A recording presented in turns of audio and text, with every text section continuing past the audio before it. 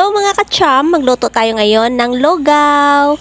Pinakasimpleng paraan ng pagluto ng lugaw mga kacham. Nagpakulo lang ako ng tubig, pagkatapos nilagay ko na rin dito ang bigas. Isang basong bigas lang ang nilagay ko dito mga kacham. Para manunuot ang sarap, nilagay ko na rin dito ang chicken cube at tanglad.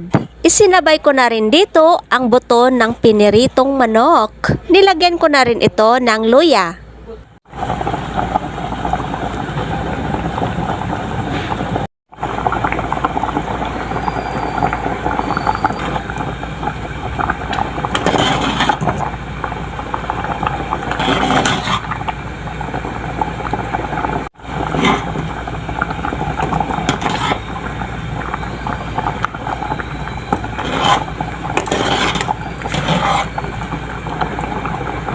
At para mas lalong masarap, naglagay na rin ako dito ng paminta at sibuyas dahon. Napakasimpleng lugaw lang po ito mga kacham, madaling lutuin at makakatipid tayo. Tipid sulit na lugaw, may kanin ka na, may ulam ka pa. Yummy! Habang mainit pa, kain na po kayo mga kacham.